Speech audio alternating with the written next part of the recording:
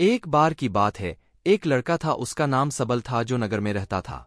वह अपने जीवन से बहुत निराश था। उनकी निराशा का कारण यह था कि वह अब तक अपने जीवन में कुछ नहीं कर रहा था। उसके माता पिता उसे ताने मारते थे कि आपके सभी मित्र कुछ न कुछ कर रहे हैं, लेकिन आप अभी भी घर बैठे हैं। दोस्तों के बीच भी अक्सर उनका मजाक उड़ाया जाता था। वह कहीं जाता तो लोग उससे पूछते कि आप क्या कर रहे हैं। उसे यह बताने में भी शर्म आ रही थी।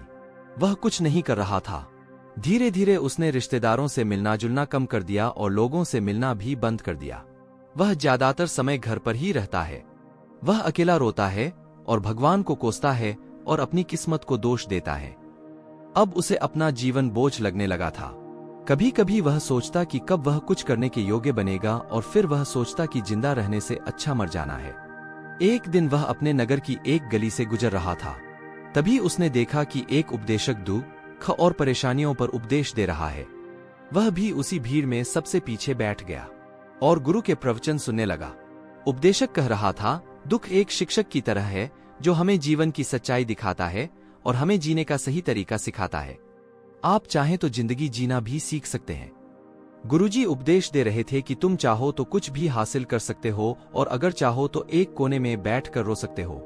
इन सभी बातों को सबल ध्यान से सुन रहा था, लेकिन शिक्षक की यह बातें पसंद नहीं आई। उसने खड़े होकर कहा कि कुछ भी सिखाने से दुख दूर नहीं होता। इसमें केवल दर्द होता है। दुख की पीड़ा अनंत है। ऐसा लगता है कि इसके बाद कुछ होने वाला नहीं है। इससे कुछ भी फर्क नहीं पड़ता है। इसके सामने तो मौत भी छोटी लगती है। उपदेशक ने कहा, फिर तुम्हारा दुख क्या है? सबल ने उसके सामने अपनी सारी व्यथा सुनाई और पूछा, मेरे दुख का कोई उपाय है तुम्हारे पास?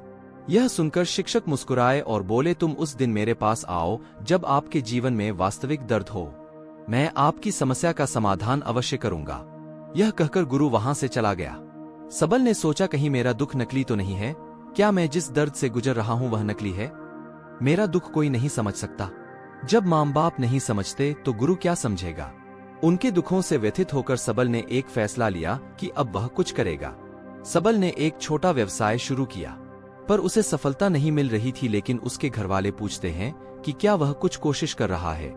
वह अपने व्यवसाय में लगा रहा और धीरे धीरे उन्हें सफलता मिलने लगी। फिर उसने गति पकड़ी और केवल 3 साल के अंदर ही वह एक बड़ा बिजनेसमैन बन गया। अब सबल के आसपास ऐसे कई लोग थे जो उसकी परवाह करता था, जो उससे प्यार करता था। अब उनके परिवार के सदस्य भी उसकी तारीफ करते नहीं थक रहे थे। दिन ब दिन उसके मित्रों की संख्या बढ़ती जा रही थी। अब वह अपनी जिंदगी से बहुत खुश था। उनके कुछ दोस्तों ने उन्हें सलाह दी कि जब आप एक बड़ा बिजनेसमैन बनकर बहुत खुश हैं, तो सोचिए आपको कितनी खुशी होगी अगर आप इस शहर और इस राज्य के सबसे बड़े बिजनेसमैन बन जाते हैं।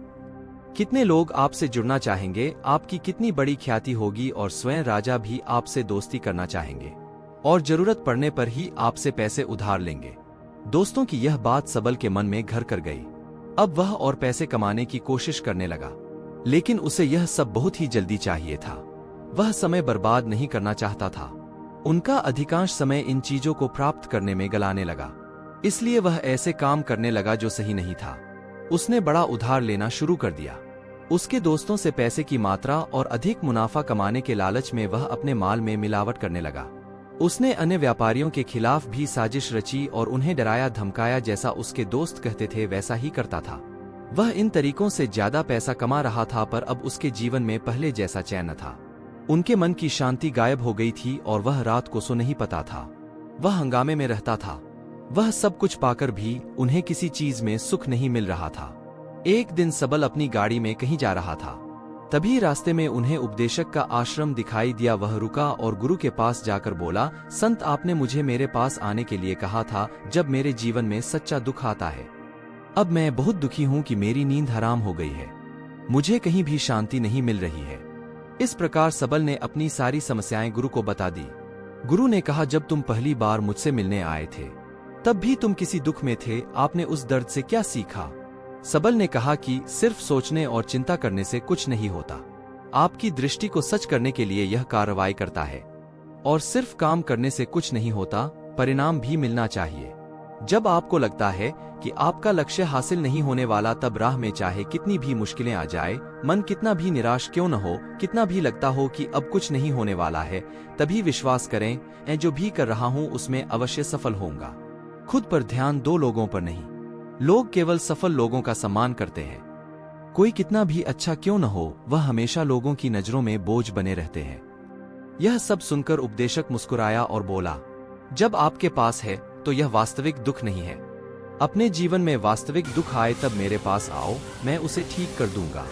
सबल ने जाते समय साधु को सोने के सिक्कों से भरा घड़ा भेंट किया। घड़े को देखकर गुरु ने कहा कि यह मेरे किसी काम का नहीं है। उस पेड़ के नीचे गड्ढा खोदकर गाड़ दो।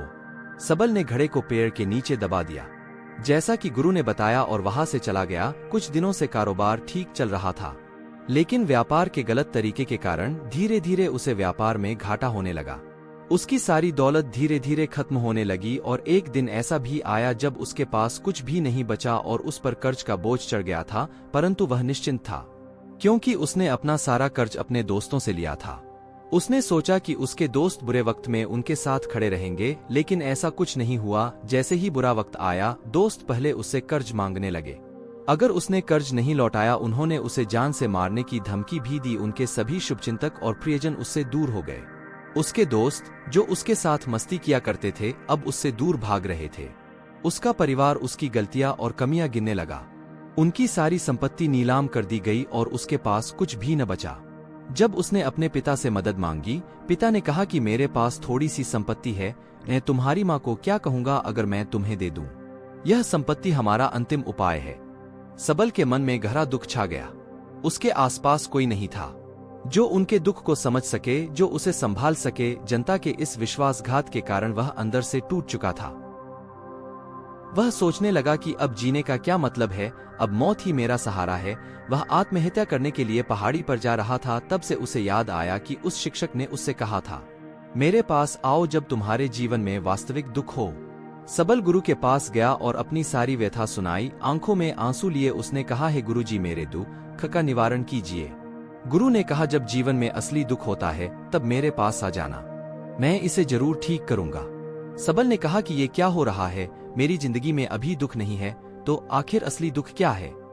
गुरुजी ने सबसे कहा कि पहले आप मुझे बताओ, आपने अपने दुख से क्या सीखा? सबल ने कहा कि मैंने वह सीखा जो लोग हमारे जीवन में आते हैं, वह हमारी सफलता और प्रगति के कारण वो हमें धोखा जरूर देंगे, क्योंकि बुरे समय में वे हमारे साथ नहीं खड़े होंगे। वे अच्छे समय में ही हमारा फायदा उठाएंगे और बुरे समय में हमें छोड़ देंगे। उन लोगों पर ही भरोसा करें जो हमारे बुरे समय में हमारे साथ खड़े रहते हैं, लेकिन ऐसे लोग बहुत कम होते हैं। लेकिन जिनके पास है, उन्हें उनकी सराहना करनी चाहिए, उनका अपमान नहीं करना चाहिए। मैंने कभी भी किसी के खिलाफ साजिश नहीं रखना चाहिए। अपना काम ईमानदारी और धैर्य से करें और कभी लालची मत बनो। अपने सारे दुख दर्द और अनुभव बयां करने के बाद सबल गुरुजी के सामने आंखों में आंसू लिए बैठ गया। कुछ देर बाद साधु उठे और पेड़ के नीचे एक गड्ढा खोदा और घड़ा निकाल लिया जो सोने के सिक्कों से भरा हुआ था। उसने सबल को देकर कहा, मेरे पास आओ जब तुम्हारे जीवन में वास्तविक दुख हो। सबल ने अपने शिक्षक को धन्यवाद दिया और उसे प्रणाम करके चला गया। उस पैसे से उन्होंने एक छोटा सा व्यवसाय शुरू किया। अब वह छोटा व्यापारी बनकर भी खुश हैं। उन्होंने पूरी लगन और ईमानदारी से कारोबार किया। जल्द ही वह अपने शहर का एक बड़ा व्यापारी बन गया। उनका जीवन सुख सुविधाओं से भरा हुआ था। लेकिन कोई कितना भी अच्छा क्यों न हो, लेकिन जीवन में दुख आता है तो सबल के जीवन में भी दुख आते थे। अपने माता पिता की मृत्यु के रूप में वे दोनों एक ही दिन मर गए। सबल अपने माता पिता से बहुत प्यार करता था, इसलिए उनके निधन से उन्हें गहरा सदमा लगा। वह शवों को ले गया, दोनों को श्मशान घाट ले गया जहां अंतिम संस्कार किया गया। वहां उसने अपने माता पिता का शव जलता हुआ देखा तो उनका मन बेचैन हो उठा। उसके मन में कई सवाल उठने लगे। वह घर वापस आ गया, इसलिए उसने अपने माता पिता के घर और संपत्ति को देखा जिसके लिए उनके पिता हमेशा लड़ते रहे। आज जो छूटा पड़ा है, जिन्होंने इसकी देखभाल की, इसके लिए लड़ने वाले इस दुनिया से चले गए। उसके पिता ने जो कुछ कमाया वह सब यहीं रह गया। एक दिन पहले तक उसके पिता मारपीट करते थे किसी के साथ उसकी संपत्ति के लिए। आज वो खुद इस दुनिया से चले गए। उसका मन ऐसे अनेक विचारों के बवंडर में था। वह अंदर से अकेला और डरा हुआ महसूस कर रहा था। वह खाली महसूस कर रहा था। उसे लगा कि कुछ है, वह समझ नहीं सका। इसलिए वह गुरु के पास गया। उसे देखकर गुरुजी ने कहा, क्या जीवन में कोई दुख है? सबल ने कहा, वैसे तो जीवन में कोई दुख नहीं है, सब कुछ अच्छा चल रहा है, लेकिन आज मेरे माता पिता का देहांत हो गया है। मैं इस घटना से बेहद दुखी और परेशान हूँ। गुरुजी ने कहा, इसमें दुखी होने की क्या बात है? एक दिन सबके अपनों को मरना है, कोई न कभी जिया है और न कभी रहेगा। एक दिन तुझे भी मरना है, शायद तुम कल ही मर जाओगे, या आप आज भी मर सकते हो। सबल ने कहा, क्या कह रहे हो गुरुजी, मैं भी मर जाऊंगा, लेकिन मैं अभी जवान हूँ। गुरु ने कहा कि सब जी रहे हैं इस भ्रम में कि मृत्यु केवल दूसरों को आती है, बड़ों के पास ही आती है, लेकिन जवान और बूढ़े मर जाते हैं, बच्चे मर जाते हैं। मौत का उम्र से कोई लेना देना नहीं है, यह सभी को प्रभावित करता है। मास्टर जी की ये बातें सबल के मन में घर कर गईं और वह चुपचाप चला गया, लेकिन उसका मन अभी भी बेचैन था, वह खाली महसूस कर रहा था। वह सारा दिन अपने बारे में ही सोचता रहा कि वह कौन है, वह इस दुनिया में क्यों आया है, क्या जीवन का लक्ष्य केवल चीजों को खाना और मरना है?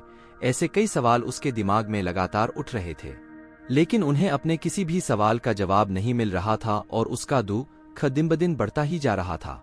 इसलिए कुछ दिन बाद वह फिर से गुरुजी के पास पहुंचा और बोला, हे स्वामी, मैं बहुत दुखी हूं, क्योंकि मैं यह नहीं जान पा रहा हूं कि मैं कौन हूं और मैं इस दुनिया में क्यों आया।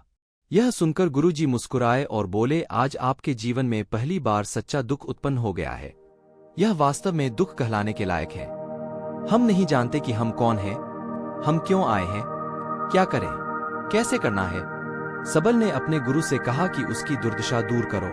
गुरु ने कहा कि हम सभी इंसान हैं, जीवन भर संग्रह करते रहते हैं। सबल ने कहा कि सभी इंसान जीवन भर धन, सम्मान, परिवार, प्रतिष्ठा, मित्र, शत्रु आदि जमा करता है। गुरु ने पूछा, क्या हम एकत्रित की गई चीजों में से कुछ भी अपने साथ ले जा सकते हैं? सबल ने कहा, कोई भी इंसान अपने साथ कुछ भी नहीं ले जा सकता, वह सिर्फ अकेला ही जाता है। मेरे माता पिता भी अपने साथ कुछ भी नहीं लेकर गए, सब कुछ धन संपत्ति वैभव सब कुछ यहाँ पर छोड़ कर गए। शिक्षक ने कहा, अब मेरी बात ध्यान से सुनो, इस संसार में हमें जो संग्रह करना चाहिए वह हम नहीं करते। चीजें हमारे सामने होती हैं, लेकिन हम उन्हें देखने की कोशिश नहीं करते। हमें इस दुनिया में जो कुछ भी इकट्ठा करना है वह हम खुद हैं। हमें खुद को जुटाना होगा ताकि जब हम मरें तो हम एकजुट हो सकें और खुद को पहचानने में सक्षम होने के लिए हम अंदर बंटे हुए हैं। हम प्यार, नफरत, गुस्सा, ईर्ष्या में बंटे हुए हैं। क्रूरता, धन, स्थिति, प्रतिष्ठा, सम्मान, पहचान, धर्म, जाति, सैकड़ों हजारों ऐसी चीजों और इच्छाओं में हम विभाजित हैं और टुकड़ों में जीवन जी रहे हैं। इस विभाजन के कारण हमारी चेतना कभी एक नहीं हो सकती। हमारी चेतना शक्ति बिखरी हुई है, इसलिए हमारे पास इतना समय नहीं है, इतनी ऊर्जा नहीं कि हम मुड़ सकते हैं और अपने भीतर देख सकते हैं।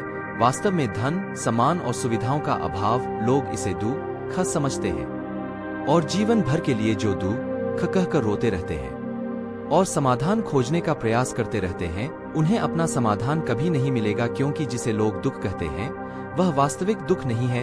यह सिर्फ एक आदमी की इच्छा है, उसकी इच्छा कभी पूरी नहीं होती, इसीलिए व्यक्ति को कभी उनके प्रश्नों का समाधान नहीं मिलता। इसलिए इन सब से परे, यदि आप अपने दुखों का अंतिम समाधान चाहते हैं तो सबसे पहले खुद को समेटो। इस दुनिया से अपनी ऊर्जा वापस ले लो और इकट्ठा करो। अपने आप पर ध्यान केंद्रित करो, स्वयं पर ध्यान दो। अपने मृत्यु से पहले अपने आप को जानने की कोशिश करो, बिखरो मत। सबल ने कहा, तो गुरुजी, क्या हम इस संसार को छोड़ दें? हमारी सभी इच्छाओं को मार देना चाहिए, किसी से प्रेम नहीं करना चाहिए, धन संग्रह नहीं करना चाहिए, सम्मान की आशा छोड़ देनी चाहिए। शिक्षक ने कहा कि भावनाओं और इच्छाओं ऐसे बिखरे हुए मनुष्य में से निकल आओ, जैसे कोई पत्थर पहाड़ से गिरे जिस पर पर्वत का कोई वश नहीं है सिवाय देखने के। परेशान होना और कुछ खोना, वैसे ही बिखरे हुए मनुष्य की इच्छाएं बेकाबू और दर्दनाक है। उसका अनियंत्रित मन इच्छा करता रहता है और कल्पना करता रहता है और यह दुख देता है। लेकिन जब एक व्यक्ति अपने मन को एकत्र करता है तो वह जो कुछ भी करता है वह उसके नियंत्रण में होता है। फिर उसकी इच्छा से इच्छाएं भी उत्पन्न होती है। सबल ने कहा कि आपने मेरे असली दुख का समाधान कर दिया, आपका बहुत बहुत धन्यवाद। अब से मैं खुद को समेटने, खुद को तराशने की कोशिश करूंगा। गुरुजी ने कहा कि मानव शरीर में बहुत ऊर्जा और शक्ति है, लेकिन यह फालतू के कामों में बंटा हुआ है, बेकार की बातों में लगा हुआ है। यह एक बहुत ही शक्तिशाली मशीन की तरह है, एक बच्चे के हाथ में रखा जा रहा है और वह बिना सोचे समझे अपनी शक्ति बर्बाद कर रहा है और बिना किसी नियंत्रण के। इसीलिए इस शक्ति पर ध्यान दें, अपनी चेतना और इसे इकट्ठा करें। सबल को अपने प्रश्नों का उत्तर मिल गया। उसने अपने गुरु का शुक्रिया अदा किया और चुपचाप चला गया। दोस्तों, उम्मीद है आपको यह कहानी पसंद आई होगी। अगर आपको यह कहानी पसंद आई हो तो अपने दोस्तों और परिवार के साथ जरूर शेयर करें। आपका कीमती समय देने के लिए धन्यवाद।